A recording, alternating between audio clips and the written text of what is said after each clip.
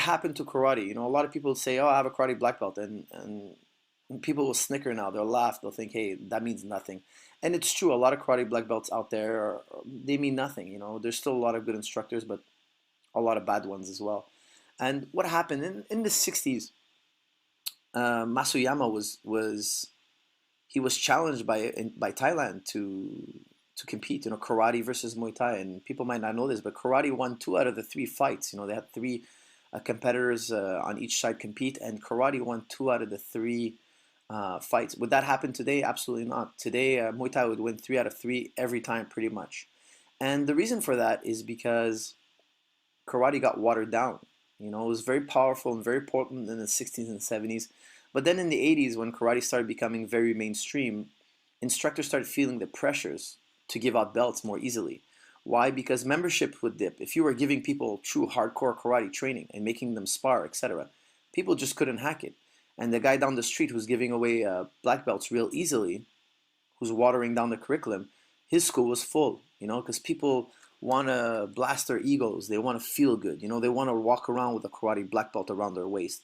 And before you know it, these karate black belts, because they're not truly really trained, they're not true karate black belts, they start not wanting to spar and not wanting to gear up and do a couple of rounds. Why? Because then they know they'll be exposed.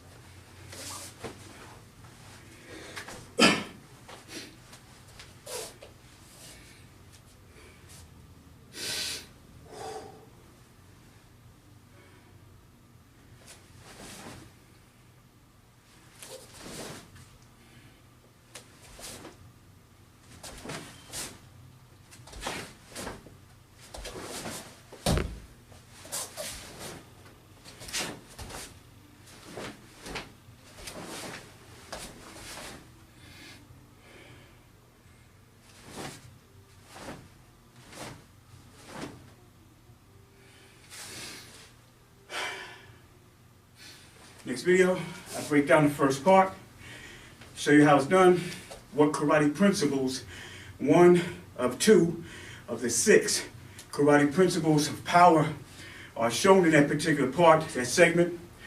Then I'll show you how you apply it in the street. See you next video.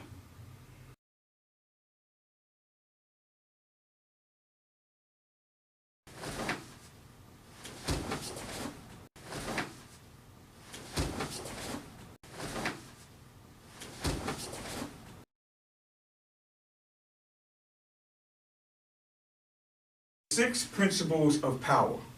And these principles are principles that you use to generate maximum power in your blows, okay, in karate.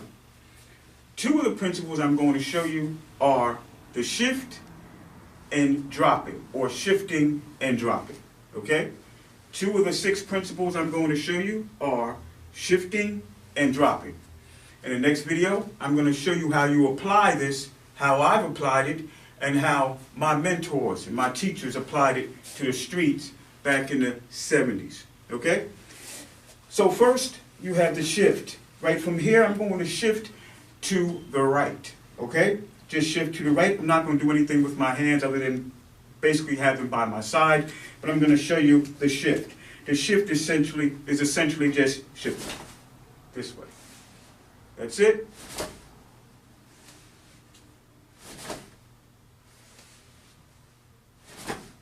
That's shifting. If I was going to shift to my left, I would just simply shift this way.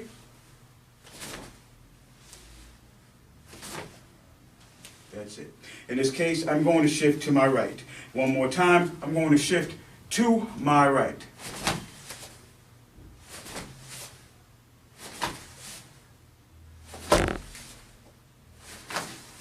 Okay, that's it.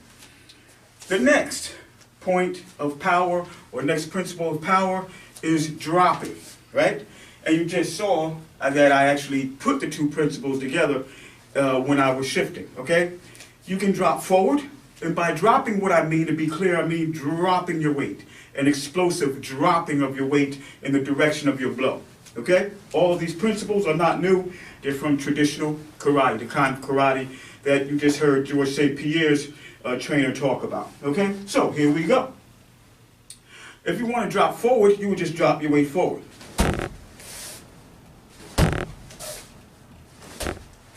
If I was to drop back, I would just drop my weight back.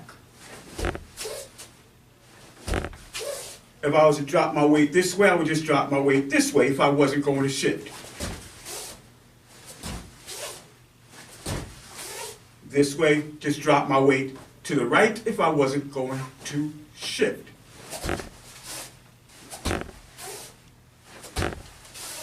Okay? So you have dropping forward, dropping your weight forward, dropping your weight backwards, dropping your weight to the left, and dropping your weight to the right.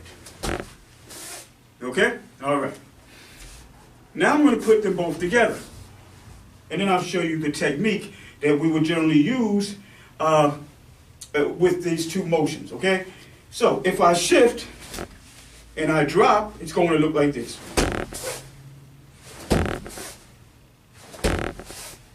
If I was going to the left, it would look like this. Okay? All right.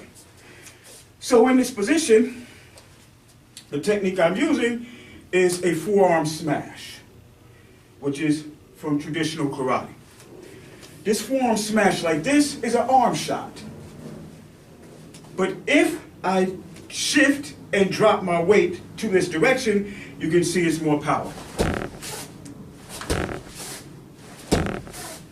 Okay? So, that's what we're doing. We are shifting forward and explosion. How would you apply this? I'll show you in the next video with street clothes on how you apply that, how you apply it standing up from several self-defense positions, and how you apply it sitting down. If you're in a bar, nightclub, lounge, on a bus, I'll show you that also. So what we're going to do again, we're going to show you the two principles to shift. Just to shift without the dropping is just shifting your weight this way, just shifting. That's it, just shift. Okay, just shift. If I was going to my left, this way. I am so used to getting power in all my blows. Even when I'm showing you to shift, I tend to drop my weight with it because I put them together, all right? But in this case, singling them out, we're just going to shift on your feet. Shifting, shifting, shifting, shifting, right? Shift, shift, shift, shift. When we drop, we're going to drop this way. Drop, this way. Drop, this way. Shifting and dropping. If I'm facing you, I'm going to drop my weight into you. Okay? In this particular motion, in this particular technique, we're using a forearm smash. I am forearm smashing you.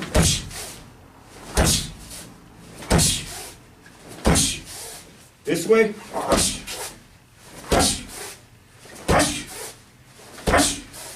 Okay? All right. Next video, show you how you apply it to the street. See you next video.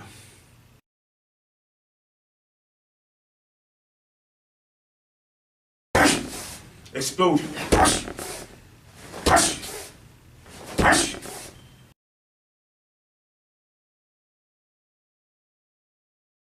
Let me show you the street application of the move I just showed you, which was, again, to reiterate, it's shifting and dropping your weight. The technique I used was a forearm smash this way. All right? From the side, we're talking about here. Okay? Now, how is this best used? It's best used, one, from a passive position. I'm going to show you some passive positions or that appear to be passive, and they're fairly well known amongst the combative community. And this particular shot is best done from those particular positions because they kind of don't give off a warning. They're also done, it's also done better as a preemptive shot,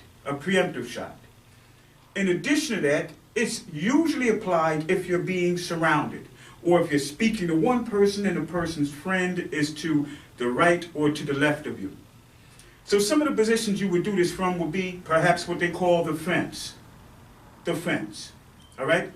This is the fence, made famous by Geoff Thompson, but not created, but not discovered by Geoff Thompson and used by most combative teachers. I personally like it because it's actually an inverted karate position. A lot of people don't talk about it, but here's a karate position and here's the fence. That's it. Here's a karate position and here's a fence. The principle of the fence is F-E-N-C-E, is actually the same principle of traditional karate, but even most high degree teachers don't know that. So you have the fence. You have what is called the Ed Sullivan. And the Ed Sullivan is essentially like this. That comes from the talk show host who used to say, we're going to have a really, really, really good show, right? Or big show. I forget what it, I was alive, I was young when it was on, but I forget actually what he was saying. Big show or good show. Ed Sullivan, the Ed Sullivan position. You're talking to someone and you're essentially like this. You have the Jack Benny position, what is called the Jack Benny position. Jack Benny used to do this. Crack jokes, or if someone said something that he thought was funny, he would look into the camera and go like this, all right? And then you have what I call the suppose position, right? The suppose position is like this. So suppose, okay?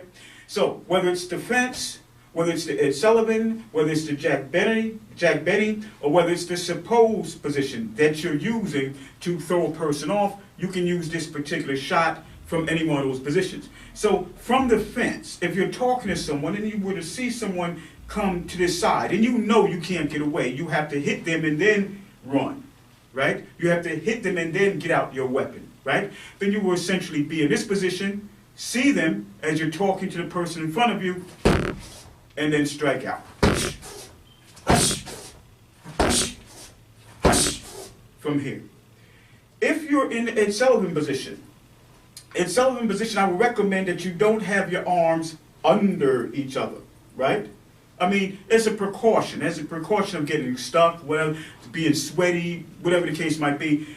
I would rather have my power arm over top. So if I'm here, or if I'm here, then I would essentially be talking in this way. This is the Ed Sullivan position, and again,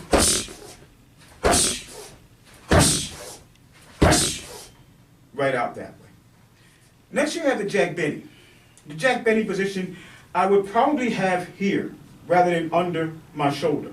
If I had it, or under my armpit. If I had it under my armpit, I wouldn't clamp my armpit down. I would have it fairly loose, right? Have it fairly loose. So from here you can see how this will work. Facing you, this is the person I'm arguing with. You're coming up to the side of me. I see you. Okay, from the Jack Benny position. And then you have the suppose position. You're talking, so suppose I let you have the driveway. Suppose I let you cut me in line. Person is coming around here, and right from here, again.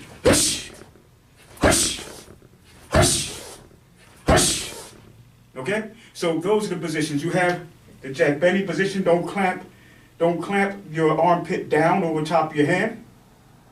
Preferably have it on your elbow, but have it, don't clamp it down. If you're going to have it here, don't clamp your armpit down, right? Jack Benny position, Ed Sullivan position, the classic fence, suppose position, okay? So those are the positions you have, and again, this forearm smash is essentially dropping your weight and shifting. In. Okay, from the fence, same thing. In. Ed Sullivan, same thing. Power arm on top. In. Suppose position. From here, same thing, right? Again. And again, hush. Okay? All right. There you go. The next segment, I'm going to show you how to do that from a seating position. Now, I want to show you the shift. When you are shifting, there's other ways to use the shift. You can shift forward. So when you shift, you can shift and drop forward. Okay? If I'm going here, I would shift slightly, as opposed to this way, I'm shifting at a lesser degree. Shifting this way. As opposed to shifting this way, I'm shifting at a lesser degree. Shifting this way and dropping. Now, what would you use this principle for? You might use this principle to get your way off of get your back off of a wall, right? Or a person is in front of you and you're trying to get past him. So let's say a person is in front of me. I would take my two hands from here, and as I reach out and pull using a monkey grip, not the thumb, the four fingers, using a double monkey grip and getting past him, what they call flanking. I would step and shift. So as I step, I'm stepping here or to my right. If I'm stepping to my left, I'm shifting and stepping here. A slight shift to my right, slight shift to my left. If I'm going to get past him, I would just shift. I would shift here and step. Here, shift and step.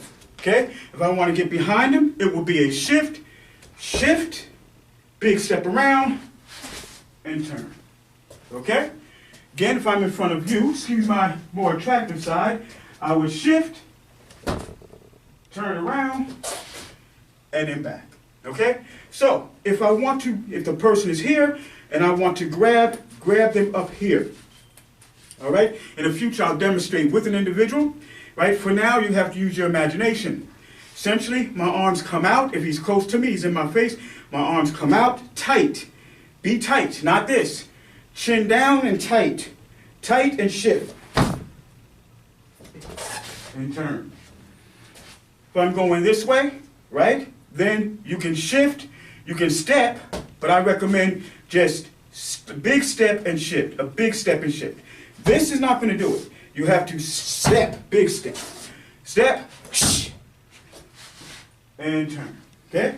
So, shifting with the arm bar, with the forearm blow, is shifting and dropping this way. If I'm going to flank, then I'm going to shift this way. This is a shift. To get around, big step. Shift, to get around, big step. Okay? All right, so there you go. But essentially, we're talking about getting power in that blow. Hush. Hush. Hush. Hush. Okay? Those are your two principles from traditional karate, shifting and dropping. Next segment, we're going to go over how you do it sitting down. All right? See you next video.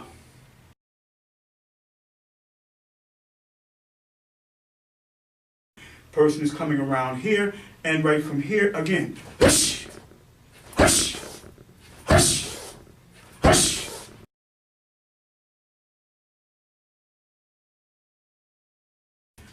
All right, in this video, I'm going to show you how to apply the shifting and dropping from a seated position, okay?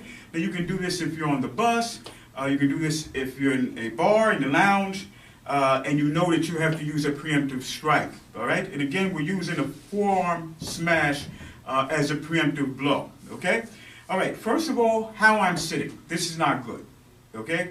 If you're sitting on a bus, you shouldn't be sitting like this. I don't care how comfortable this is, you shouldn't be sitting like this. You should be sitting up, right? This is how you should be sitting, okay? So let me turn to the side.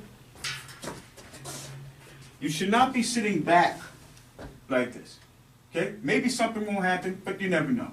You should be sitting, let me straighten it out. You should be sitting like this, up, okay? You're not going to be there forever, but this is how you should be. In addition to sitting up with your back away from the seat, you should not have both feet flat on the ground, okay?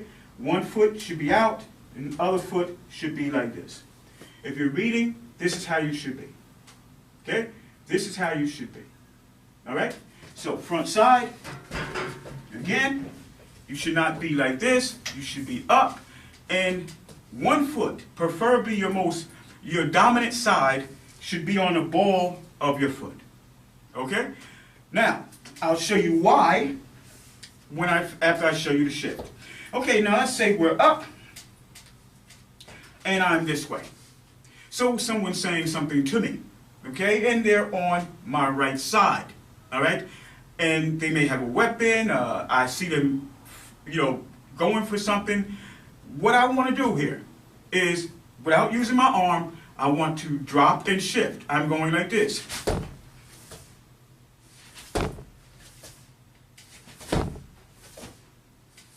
You can use 2 feet or 1.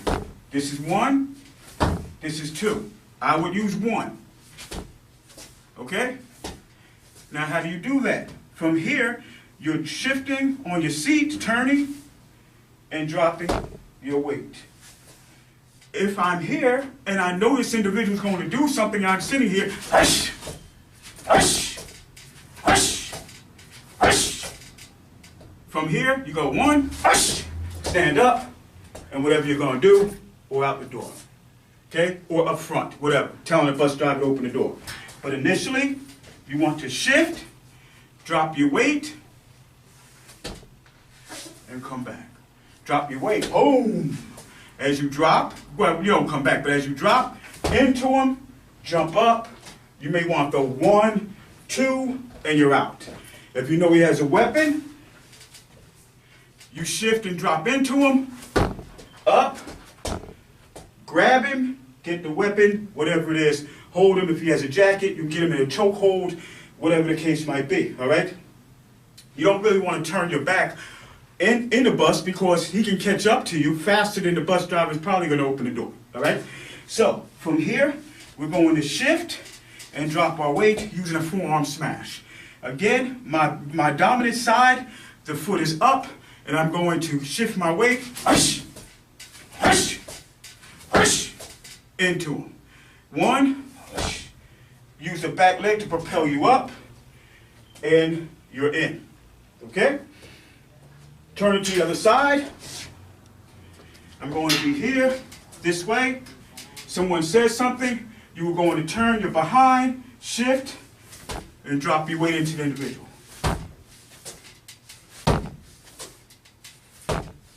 Okay, 1, hush, 2, hush, 3, hush, 4, hush, 5, hush. Okay, up, hush. And stand up and do what you have to do. While I'm here, a reason why you do not want your feet flat on the ground is because if your feet are flat on the ground, someone comes on you, it's very hard to get up, okay? You want to have your dominant side up like this, so your the ball of the foot on your dominant leg, if necessary, can propel you up and towards the individual, okay? Again, sitting here, you want your dominant leg, right, to be on the ball of the foot. Person comes up on you, oh, wait a minute, man, wait a minute. You can propel yourself up and into him, okay? Or her, whatever the case might be, all right? This is why you don't want to sit back. You don't want to sit just up and flat-footed. You want to sit up with your dominant leg on the ball of the foot. Again, I can't say this enough. You don't want to get caught with your back, with your feet flat and your back against the seat of the bus. You want to essentially be here. So something happens, you can push yourself up.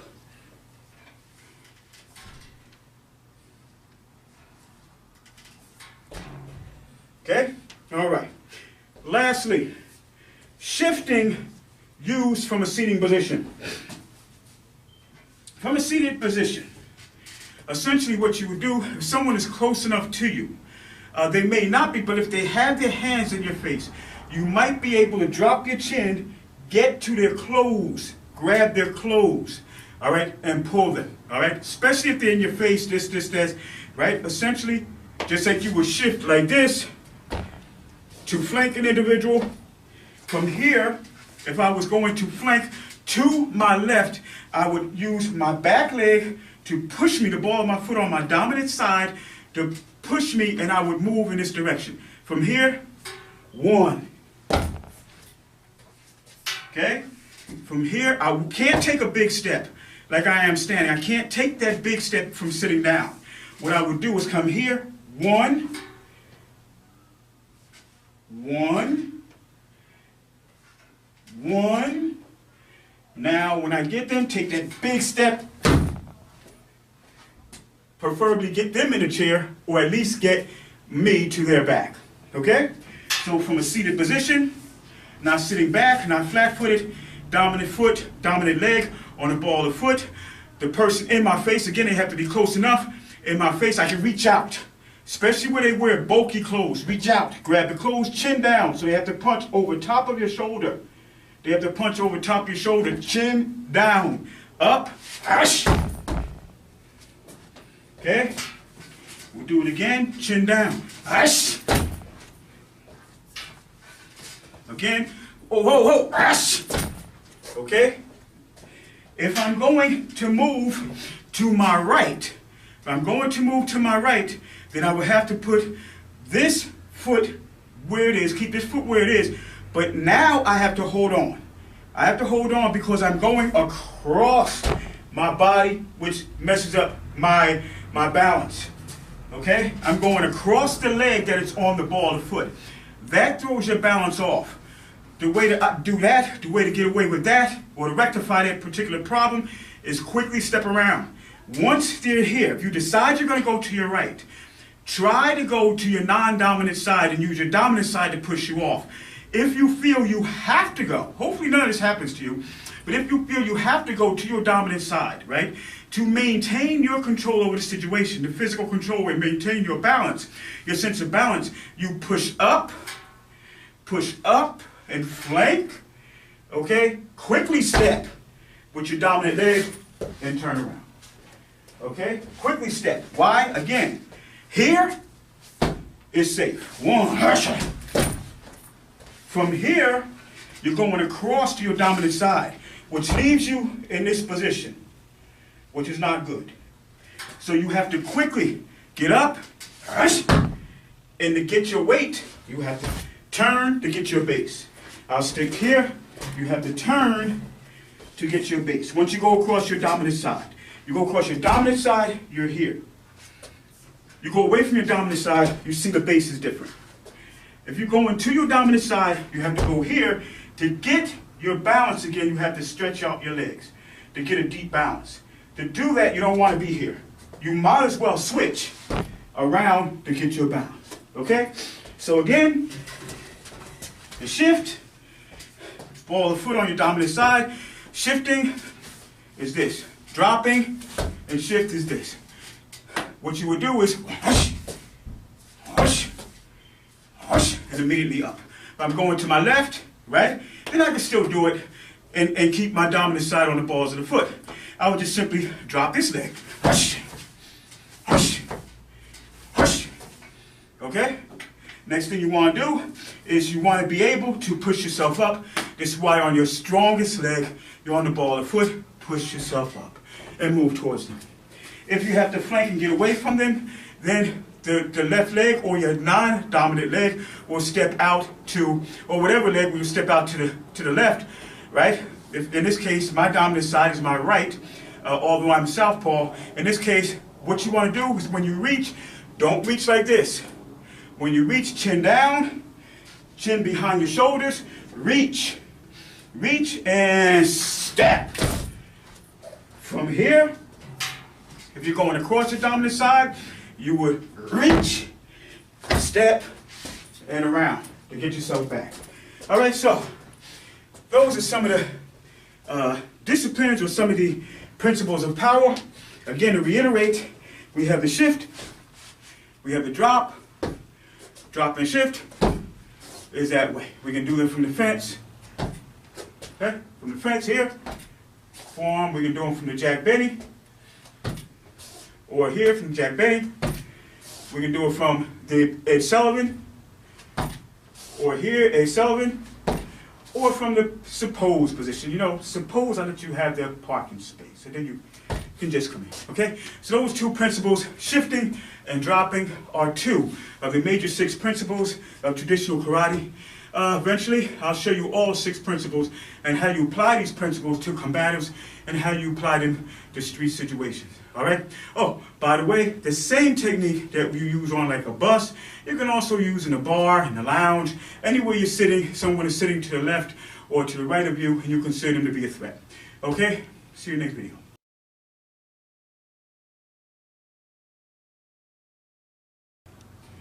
I'm going to be here, this way. Someone says something, you are going to turn your behind, shift, and drop your weight into the individual.